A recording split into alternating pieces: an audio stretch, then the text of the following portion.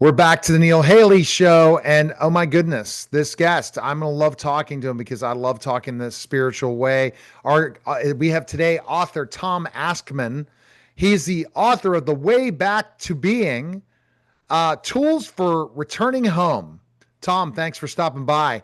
Talk about why did you want to become an author first? Let's figure that out first. How are you? Well, I'm really fine. Thank you for having me on. It's a great privilege to be sharing some space with you. Well, Uh, it's a privilege. Anything that you're going to try to bring value to my audience, I really appreciate it. Let's hear what you have. sure. Well, I never thought of being an author when I was up until about 5 years ago, because I was educated in art, and I was ended up being a professor of studio art for 54 years at different universities. And it was during that time, as I share in the book, that I also started drinking a lot in college, and so my journey through being an active alcoholic, it did not intrude in my being able to make a lot of art, and uh, I loved teaching. What I discovered over time, and we're talking about 25, 30 years into teaching, was that my students, not only I, but my students were becoming more and more disillusioned about what life was about. What they had been programmed into believing was that they're going to go out in the world and find something that'll bring them happiness and joy. And, Emerson said most people live lives of quiet desperation. And I was finding that to be true, not necessarily for myself at that time, because I was successful in my art career and I loved teaching. However, internally, I had reached a point where I was disconnecting from my authentic nature, from my being. And I started to talk to students. And see, when you teach studio art, you're one on one with students, which is a great gift. So I would be able to have a lot deeper conversations about how they were feeling, how they were experiencing life. And the majority of them were disappointed, fearful, frustrated, and just they didn't have the feeling of what I know now is very possible, which is the feeling of just being connected to our true selves and live the life we were meant to live, not encumbered by the rational mind taking over. As students became more and more educated, they fell victim to the mind napping and programming of education, and they get lost. They get lost in the journey, even though they're taught to believe that this is the journey, that the journey is to go outside yourself to find the truth. And my journey has been that doesn't work. Interesting. And so you love teaching. That's what I'm going to first understand. And studio art, define studio art for me, Tom. Studio art is any kind of art making, from any kind of art, clay, sculpture, painting, drawing, all of that, printmaking. It's all that's considered studio art. Interesting. Okay. And what type of school did you teach in? I taught at three different universities. I went to a private art school in California for my undergrad training, and then went to Colorado for my master's program, and fell in love. They had me teach a class my last semester as part of my free ride. And I never thought about being a teacher. I was just making art. And that time of my life was pretty exciting, really, because I was making a lot of art, and I was focusing on, when you're making art, you're in the now. You're being in the present moment. So you're not caught up in all the stuff going on around you. So that was a great gift. And as I taught this drawing class in my last semester of grad school, I just realized this is fun. Yeah. I had some kind of a knack for sharing what I knew about the creative process with students. And then after that, I just found my way into teaching in universities. And that was an incredibly sweet gift. And you think about teaching and the value of teaching. So did you develop your alcoholism when you were a teacher? It sounds like you were. You did No, it started earlier. earlier. I was raised in Wyoming, and if you don't drink when you're in Wyoming and as an adolescent, you're not going to make it. So it's 14, I started drinking, and Oh man. somebody says, what'd you do when you grew up? And I said, well, I never did grow up. I just got taller because I was just drinking and having fun, and I didn't know what growing up looked like. And, Right. and the reason I wrote the book is that everything that I thought was significant about growing up is absolutely growing down because we grow into all of the formalized way of learning that keeps us from participating in our own inner journey. And that own inner journey is an interesting thing. So you were drinking alcohol, and did your students kind of figure that out, or you figured it out for yourself in your journey that you had to stop drinking to be able to reach your students and also reach you spiritually? Well, I figured it out in my early 40s when I was just becoming more and more depressed, even though I was, considered, quote, successful. That was that on the external, it looked really good. But internally, I had never resolved all the issues that had kept me from experiencing a deeply meaningful, authentic life. Right. But I had been programmed like everybody, and I'd been mind mapped away from what really truly matters, like we all are. And so it took me down, and alcohol uh, became, an enemy, really. Interesting. And what types of things were happening in your 40s before you quit alcohol? What types of rock bottom things were going on with you? Well, I lost a marriage because I was not able to be faithful. I did not know how to love, and I know this is true for most people. We think we love, but when we are programmed to live up in our head, then we experience what we think is love, but it's manufactured from the mind. And I'm jumping ahead now, but in a way, my hitting rock bottom had to do with my inability to let my heart open up and be connected to other people in a meaningful way. Because Right. it's all about me, I, self, me. Everything was about me, self-centered. And what do you think leads us to that self-centeredness? A lot of it, a big part of it is our programming by education, by society, by the media, by families, by some religions. All of those things program us to live a life that is all up in our head. And there's no way to live authentically and feel life on the depth that we're meant to live it. Oh no. Yeah. Maintain that, facade. So lost all those things, hit rock bottom, and you decided, okay, I'm going to quit drinking. It's not easy, right? Uh, To quit something. We all know that, but for sure, something that is the way to feel. When you grabbed alcohol, it was to get rid of the pain of something else in your life. The pain of what you were dealing with right now, some of the stresses, all the different things. Alcohol was that escape. Once you eliminated that escape, life seemed different at first, and it was really hard, right? Very hard. Yeah, because you're giving up something that you come to depend on. You become addicted to it. And it's called alcoholism. And ism is I, self, and me. It's all about me, I, myself, and me. And we get lost in self. You Right. take you take the alcohol out of an alcoholic and you have the ick left. So when you start a new life, you start in a very icky place because you have Mm, standards.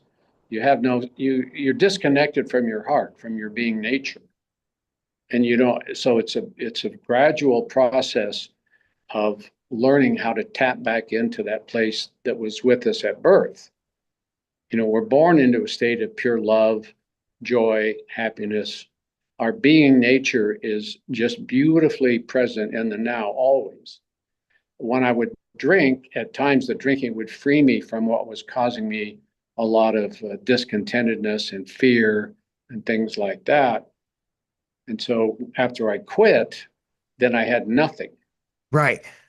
Once you quit something that you Hmm. love, even if it's an addiction, Yeah. you have to find another outlet out there. And I guess, Tom, when you did quit at first, more rock bottomness, more withdrawal, more pain to figure out and find yourself. Yeah. Well, I became suicidal, and it's very common, not only for alcoholics, it's common for so many people anymore because of how we are, screwing everybody's brains up with the way we educate. So we go out into the world not really knowing what is authentic and what truly matters because we're disconnected from that being nature that came with the first breath. And I was completely disconnected from that. And so I found my way into AA, which has a spiritual program, not a religious program, but it helped me start my journey to realize that there's something inside of me that I could feel little bits of when I go to a meeting. Right.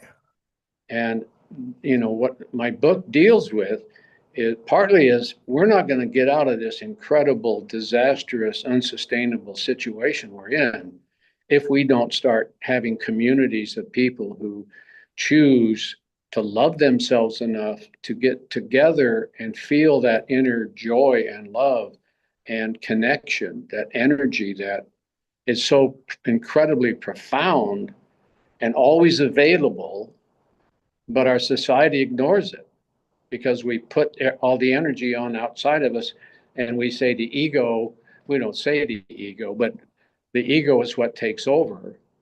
And from my experience, the ego ain't my amigo. It's only when it's in the service of the heart, it has its rightful place. But in R- most people, Yeah. um, It's something that, so let's talk about how you found it. How did you find this, Tom? How did you find that after that pain, after that sorrow, after that giving up your alcohol to having nothingness, did you find that spirituality and that growth why you've written this book and tried to take people on this journey? well, I started going to Alcoholics Anonymous meetings, and I felt right away there's a lot of love in a meeting because these people have all they've hit rock bottom. And most people are ready to check out when they find AA. It's like the last house on the block. And as they start to do the steps of AA, the 12 inches from the head down into the heart starts to happen. Every time they do a step, you get closer to the heart. And then we start feeling more and more love from other people. And that allows us to trust, to experience loving ourselves. And then as we start loving ourselves, we understand that this is the true gift of life. This is the true, authentic way we were meant to live and that we can live. But it requires that we quit letting the ego dominate everything and that we start being around other people who are opening their selves to their own inner self, their heart, their being. And the journey then becomes an incredibly sweet process. So And so you who helped did you anyone help you build these tools that you've written in this book to help other people with tools?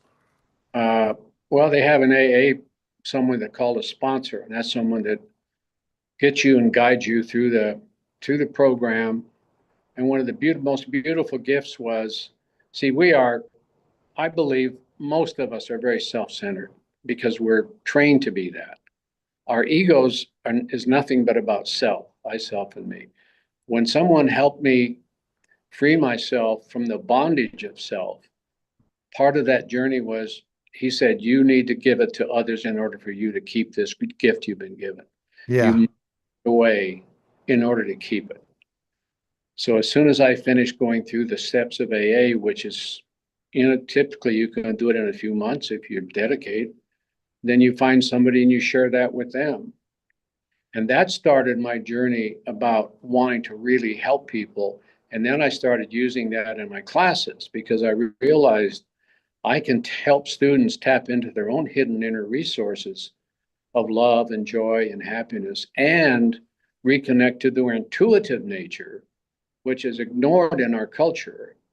I mean, yet we are intuitive beings. Yeah. And Einstein, I think it was Einstein, said, the intuitive mind is a sacred gift. The rational mind, its faithful servant. We have made the servant the master, and we have forgotten the gift. Define intuitiveness for me.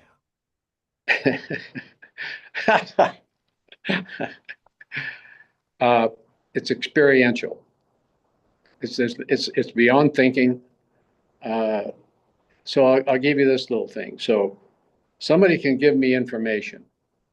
All right, from information, it's all in the head, right? Linear Right. information. Get information, then I get knowledge from the information. And then from the knowledge, now this is what schools are all about, giving us information, and then we gain knowledge. And then from the knowledge, we can gain beliefs, and people have lots and lots and lots of beliefs.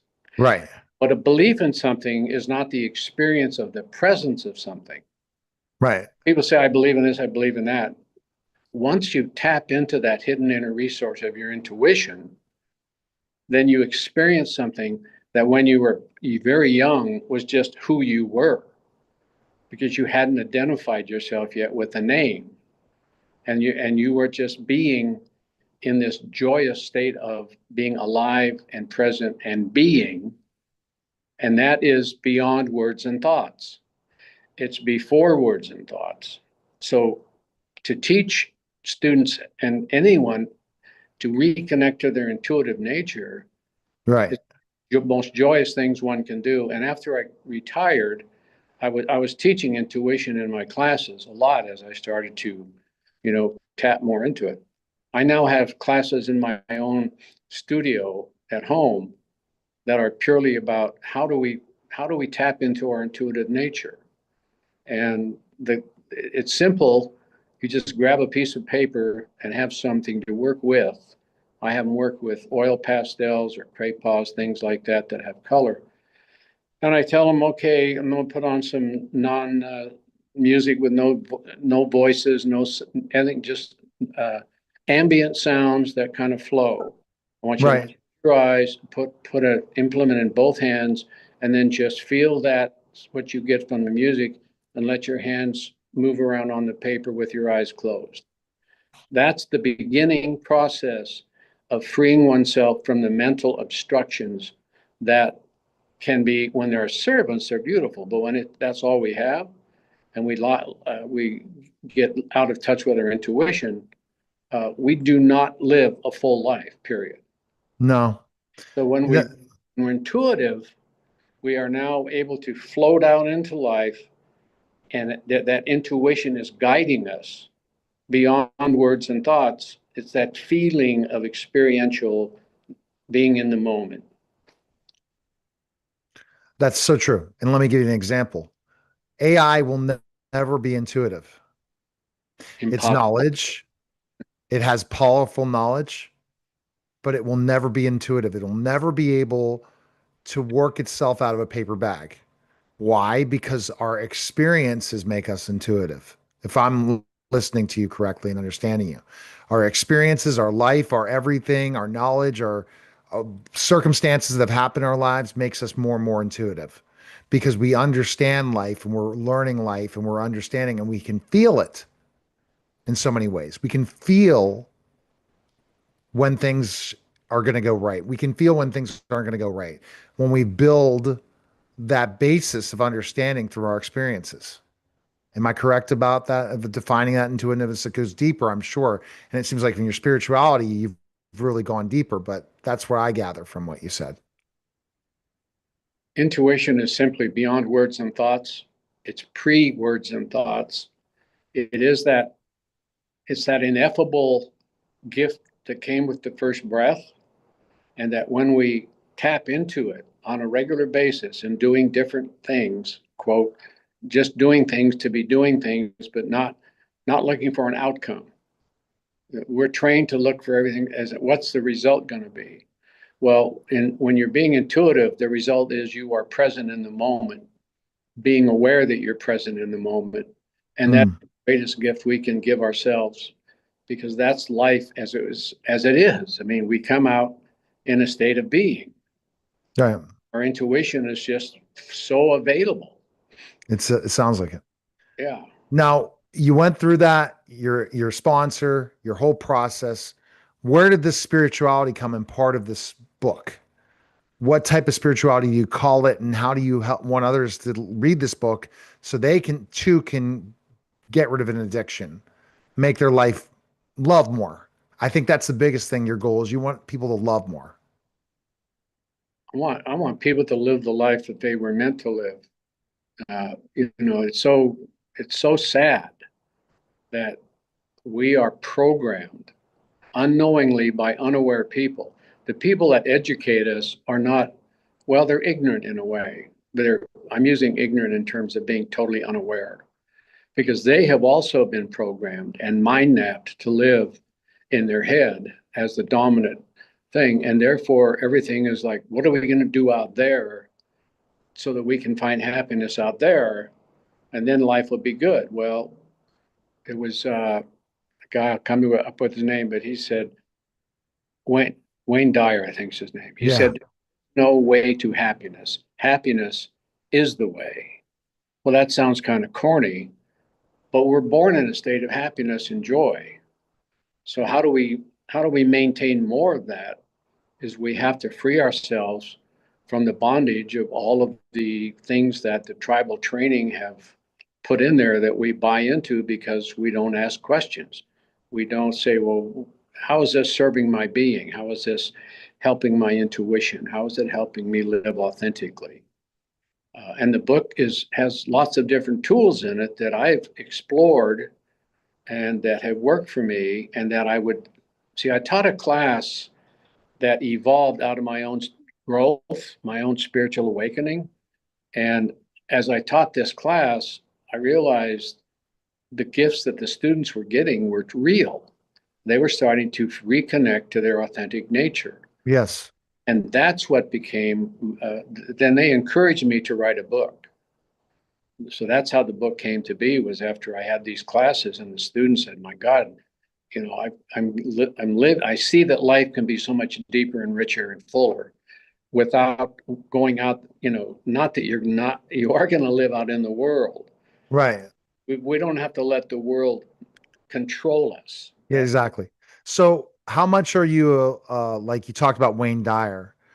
Who are your mentors as you grow more spiritually and looking at specific things? Well, I have a list of them in the book. Uh, there are many trails to the top of the mountain. And so I have explored many different spiritual ways of experiencing life. I've done 10-day silent meditation retreats. I took a 5-day retreat with what's called the Heart Math Institute, which you might be familiar with. They're an organization that has done tremendous research on the heart, not as an organ, Mm. but as a source of power and love and joy and grace. They're an amazing organization. And that has helped me a lot, what I've gained from the Heart Math Institute's approach to living. And many different kinds of people who have, there are, there's what's called a radical awakening. I'm sure you're familiar with what that is. And Yeah. a book was written some years ago by someone who went around and interviewed people who had had radical awakenings. So what a radical awakening is when, and typically it happens when someone is very, very depressed, and Yeah. and they just sort of fall asleep or they fall over, and when they wake up, their entire structure, their personality self has gone. Their ego is gone. It's not deflated, Right. gone. And Eckhart Tolle or Tolle is one of those. Byron Katie is another. Hmm. So these people, then they write about, because they want to help other people awaken. So they're some of my mentors that uh, I I know I don't know I will never have a radical awakening, but I am awakening, and Yeah.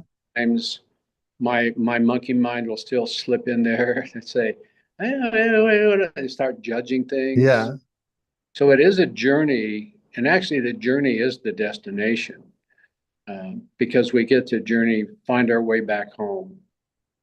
And I don't know of a more beautiful place to be than, just sitting by ourselves, knowing that we are experiencing the most beautiful thing we could ever have, which is, the gift of being alive, floating around on this little blue marble, shooting through space at 660,000 miles an hour, Yeah.